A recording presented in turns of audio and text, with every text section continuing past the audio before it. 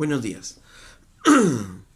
Estamos viendo cómo es que Satanás actúa ahora sobre los creyentes. Ya habíamos visto algunos aspectos, ¿no? Habíamos visto que Satanás le encanta crear la duda en el creyente. Y habíamos visto algunos versículos que nos ilustraban esto. Pero a su vez habíamos visto cómo Satanás busca la persecución del creyente, la persecución de la iglesia desde el inicio de los tiempos y aún en los tiempos futuros. Satanás buscará la persecución de la iglesia. Además, a Satanás le gusta estorbar nuestro servicio al Señor. ¿Cómo es que además Satanás obra en los creyentes? Una de las maneras como lo hace es infiltrándose en la iglesia. ¿Y cómo es esto? Él infiltra a la iglesia cristianos falsos. Él hace que la iglesia reciba cristianos falsos y los acoja como si fuese creyentes. No es que a la iglesia no pueda ir y llegar todo tipo de personas. No, para eso está la iglesia, para que lleguen todo tipo de personas. Pero para que los aceptemos como miembros y sean parte de nosotros, obviamente hay que tener mucho cuidado porque ahí es donde Satanás obra. Por ejemplo, si hay alguno que dice ser creyente, pero que en su vida afuera, en la calle, muestra una vida de impiedad, un estilo de vida totalmente diferente al que dice ser, a un estilo de vida totalmente diferente al que la iglesia está enseñando, entonces esto va a confundir a muchas personas. Esto va a confundir ¿para qué? Para que no sepan cómo es el creyente en verdad, cómo es el cristiano en verdad. Porque la gente de afuera va a mirar a esta persona, a este falso creyente, y lo va a ver actuar en su vida y entonces va a decir, entonces, ¿de qué sirve ser cristiano? ¿Por qué? Porque esta persona no ha habido un cambio, no ha habido una regeneración realmente en su vida.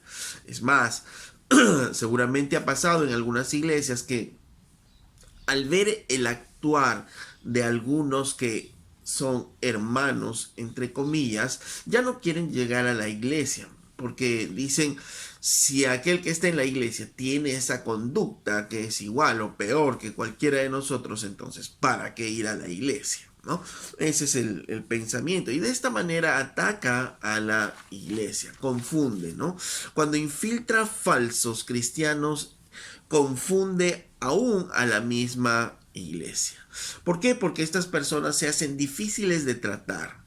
Se hacen difíciles de tratar porque uno no sabe si realmente es un pecador que está en vías de arrepentimiento o es un falso que solo está viviendo y haciendo lo mismo y no cambia, ¿no? A veces es difícil manejar este tipo de personas, a veces están ahí inclusive junto con el liderazgo, pueden hasta causar divisiones, ¿no? Es así. En Mateo capítulo 13, verso 38, nos ilustra esto. Dice, cuando Jesús nos habla acerca de la historia de la semilla y la cizaña, dice en el verso 38, el campo es el mundo, la buena semilla son los hijos del reino y las cizañas son los hijos del malo. El enemigo que la sembró es el diablo, la siega es el fin de los siglos y los segadores son los ángeles. De manera que como se arranca la cizaña y se quema en el fuego, así será en el fin de este siglo. Enviará el Hijo del Hombre a sus ángeles y recogerán de su reino a todos los que sirven de tropiezo y a los que hacen iniquidad y los echarán en el horno de fuego. Allí será el lloro y crujir de dientes. Entonces ahí los justos resplandecerán como el sol en el reino de su Padre. El que tiene oídos para oír, oiga. Dice que al final de los tiempos el Señor enviará a sus ángeles y así como se arranca la cizaña y se queme en el fuego, de la misma manera los ángeles del Señor, dice, recogerán a todos los que sirven de tropiezo al reino de Dios, ¿no? Entonces, ¿pero cuándo será esto? Al final de los tiempos, ¿no? Al final de los tiempos. ¿Ok? ¿Por qué? Porque cuando nos dice esta parábola del Señor, nos habla de que es un campo en el cual empiezan a crecer la semilla del trigo y la semilla de la cizaña, ¿no? Ok. Eh, en el mismo capítulo 13, en el verso 24 dice, ¿no? Le refirió otra parábola diciendo, el reino de los cielos es semejante a un hombre que sembró buena semilla en su campo. Ese es el Señor. Pero mientras dormían los hombres, vino su enemigo y sembró cizaña entre el trigo y se fue. Y cuando salió la hierba y dio fruto, entonces apareció también la cizaña. Vieron entonces los siervos del padre de familia y le dijeron, Señor, ¿no sembraste buena semilla en tu campo? Entonces pues tiene cizaña. Él les dijo, un enemigo ha hecho esto, y los siervos le dijeron, ¿quieres pues que vayamos y las arranquemos? Él les dijo, no, no sea que al arrancar la cizaña arranquéis también con ella el trigo. Dejad crecer juntamente lo uno y lo otro hasta la siega. Y al tiempo de la siega yo diré a los segadores, recoged primero la cizaña, atarla en manojos para quemarla, pero recoged el trigo en mi granero. Entonces, ¿qué nos está diciendo? ¿No? Que el Señor siembra la buena semilla, ¿no? La semilla de trigo está creciendo, pero a veces entre la semilla de trigo, el enemigo que hace, planta la semilla de la cizaña, o sea, infiltrados, falsos cristianos están dentro de los cristianos y empiezan a crecer juntos y a veces es difícil de distinguirlos. Los siervos le dicen, Señor, vamos a arrancar entonces la cizaña, y él le dice, no, porque no vaya a ser que mientras arranquen la cizaña también arranquen la buena semilla. Entonces le dijo, no se preocupen, que al final de los tiempos el Señor hará la diferencia, enviará a sus ángeles para que arranquen la cizaña y la quemen en el fuego. Entonces, esto nos habla de qué? De la iglesia, que en la iglesia también hay infiltrados, ¿no? Hay infiltrados que no son. Ahora me preguntas, ¿y en nuestra iglesia también hay infiltrados? Posiblemente, porque Satanás infiltra en todas las iglesias a los suyos, ¿no? Y entonces son personas que o están engañadas y creen ser creyentes, pero no actúan como tal, o realmente quieren disfrazarse de creyentes, pero saben que no lo son, ¿no? Pero están ahí y a veces son difíciles porque oran junto con nosotros, aparentemente leen la Biblia con nosotros, hacen las cosas como nosotros, entonces no se puede diferenciar muy bien hasta el final de los tiempos. Ahora, pero si es que hay entonces en la iglesia, ¿por qué no los sacamos? ¿Por qué no los arrancamos? Porque, cuidado, porque al tratar de arrancar la cizaña podemos arrancar también el buen trigo, la buena semilla, ¿no? Ahí es donde hay que tener mucho cuidado. Si supiéramos quiénes son, tendríamos que llevarles el evangelio para que puedan arrepentirse. Y si apostatan de la fe, entonces tendríamos que pedirles que se retiren, ¿no? De la iglesia. Sin embargo, es difícil porque están ahí infiltrados dentro de la iglesia. ¿Y dónde más infiltra? En la iglesia Satanás también infiltra a través de falsos maestros, ¿no? Estos falsos creyentes muchas veces terminan siendo falsos maestros, falsos profetas, ¿no? Que es su finalidad dar información falsa, doctrina falsa, de tal manera que también nosotros nos confundamos, de tal manera que los creyentes mismos se puedan confundir. E inclusive, ¿no? Alguien puede parecer que es aprobado por el liderazgo de la iglesia y está enseñando cosas que parecen verdad, pero que no son verdad, ¿no? La Biblia nos advierte de esto, como ya lo hemos visto varias veces, 1 Timoteo 4:1.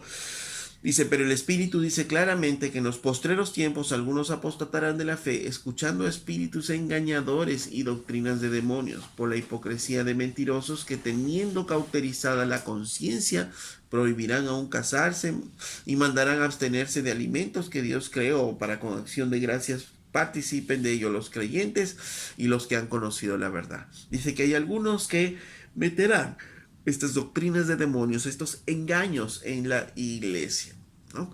Estos que tienen cauterizada su conciencia y empezarán a hacer cosas que nos privarán, si es que no estamos atentos, nos llevarán por sus caminos.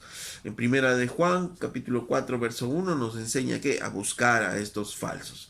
Dice, amados, no creáis a todo espíritu, ¿no? No creáis todo el que dice, yo soy cristiano, que le creamos que es cristiano. No, ¿qué tenemos que hacer? Dice, sino probad los espíritus si son de Dios, porque muchos falsos profetas han salido por el mundo. En esto conoced el Espíritu de Dios. Todo espíritu que confiesa que Jesucristo ha venido en carne, ese es de Dios. Entonces, al final, como principio que nos está diciendo, busca a estos falsos creyentes, a estos falsos maestros que están infiltrados en la iglesia. ¿Y cómo vamos a buscarlos? Dice, algunos dicen, por ejemplo, en este ejemplo, algunos dicen que están confesando a Jesucristo que no ha venido en carne, ¿no? Y esto dice, definitivamente no es de Dios. Pero ¿cómo alguien va a poder saber eso? A través de la misma palabra de Dios. Entonces, el Espíritu dice, nos está diciendo que en los postreros tiempos se van a levantar muchos falsos, ¿no? Esos claramente. Son espíritus engañadores, ¿no? Que van a estar en medio de la iglesia. En primera de Juan nos lleva a buscar a esos espíritus. No creas a todo el que diga que es cristiano, tú le creas, ¿no? No creas que todo lo que escuchas de alguien que dice ser un pastor, alguien que dice ser un profeta de Dios, le creas, ¿no? Sí, escucha y discierne a través de la palabra de Dios. Segunda de Pedro 2.1 dice, pero también falsos profetas entre el pueblo. Pero hubo también falsos profetas entre el pueblo, como habrá entre vosotros falsos maestros que introducirán herejías destructoras encubiertamente y aún negarán al Señor que los rescató, atrayendo sobre sí mismos destrucción repentina. Y muchos seguirán sus disoluciones, dice, por causa de los cuales el camino de la verdad será blasfemado. Entonces, ¿qué es lo que está diciendo?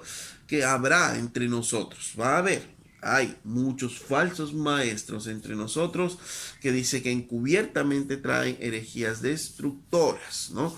Y aún negarán al Señor que los rescató. Por eso es que el Señor en el libro de Efesios capítulo 6 verso 17 nos dice, y tomad el yelmo de la salvación y la espada del Espíritu, que es la palabra de Dios.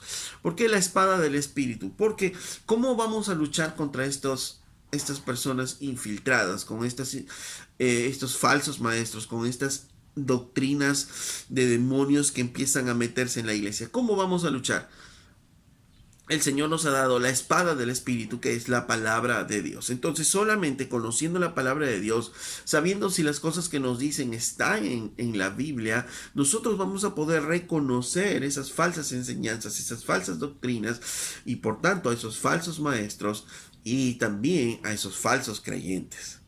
Pues ya la misma Biblia lo dice, por ejemplo, ¿no? Nadie que dice ser cristiano, pero sin embargo vive no obedeciendo la palabra y vive en pleitos entre los hermanos, definitivamente ese probablemente no sea un creyente, porque la Biblia nos dice claramente que en primera de Juan, que el que ama a Dios realmente, el que es de Cristo, ama a los hermanos y también ama a la palabra de Dios y la obedece. Entonces, hay que tener mucho cuidado. El Señor nos ha entregado la palabra del Espíritu, que es la palabra de Dios, para que a través de la palabra de Dios nosotros podamos reconocer esa infiltración. Aunque es difícil muchas veces.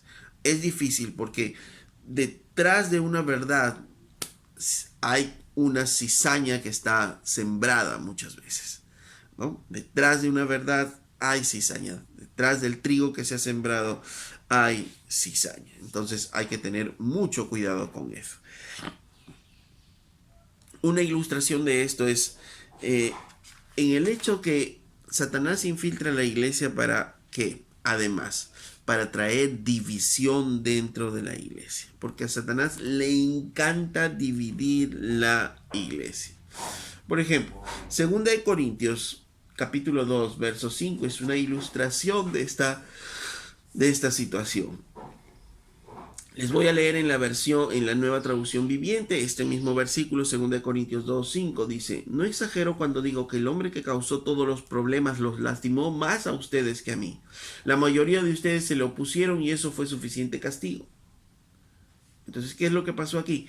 Al parecer hay un hombre que pecó, un hombre de la iglesia, que es parte de la iglesia aparentemente, está viviendo en inmoralidad, y entonces dice que su conducta, dice, los lastimó más a ustedes que a mí.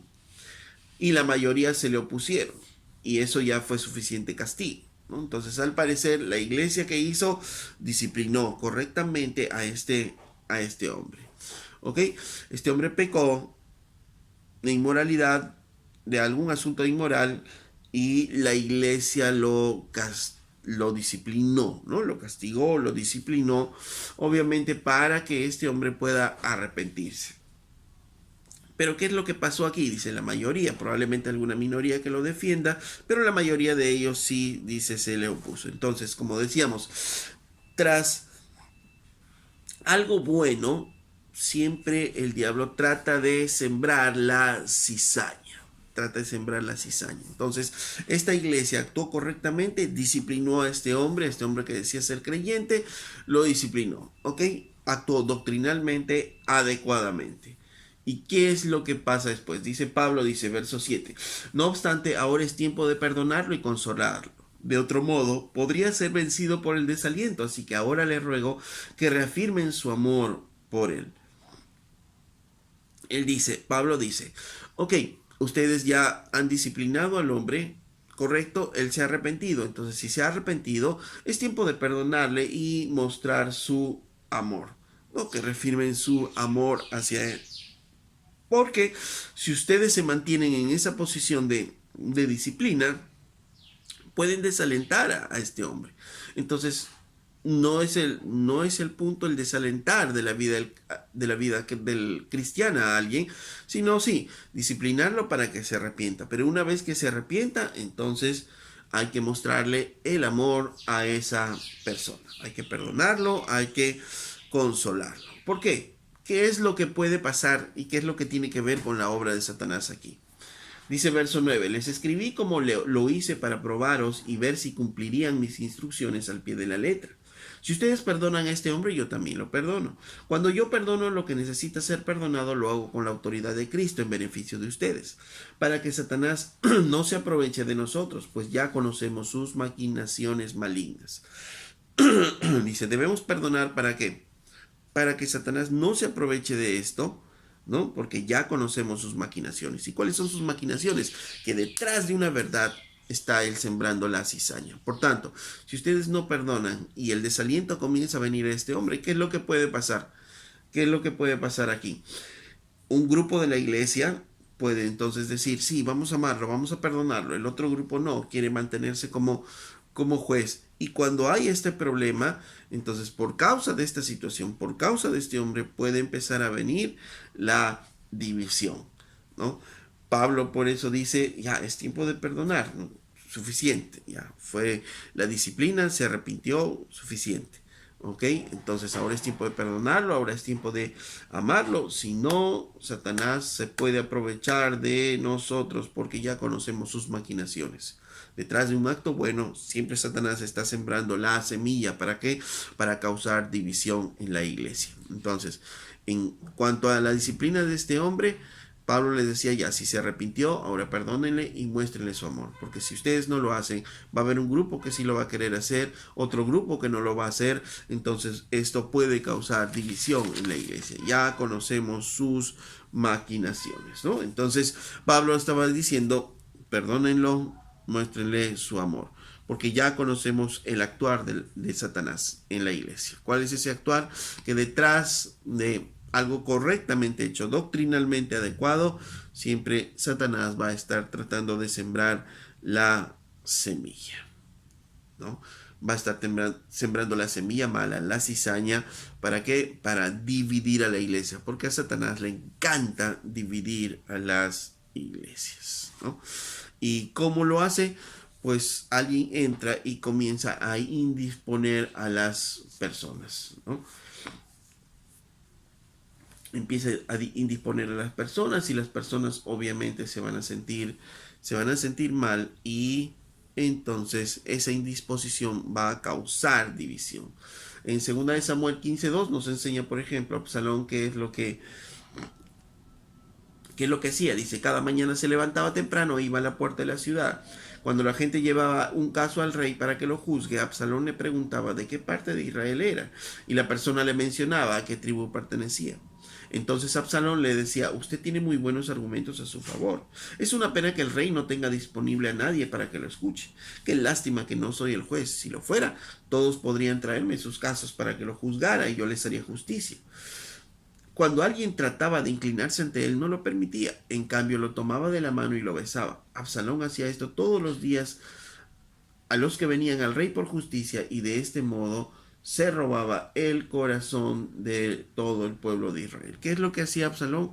Se ponía en la puerta de la ciudad y aquel que iba a consultar algún caso, él le preguntaba, él le decía, sí, tú tienes razón, tienes buenos argumentos, qué pena que el rey no te escuche porque es que el rey está muy ocupado, es que el rey es así y el rey es así. Entonces ya lo indisponía a esta persona contra el rey y él se ganaba su cariño. Y muchas de las formas como se divide la iglesia es así.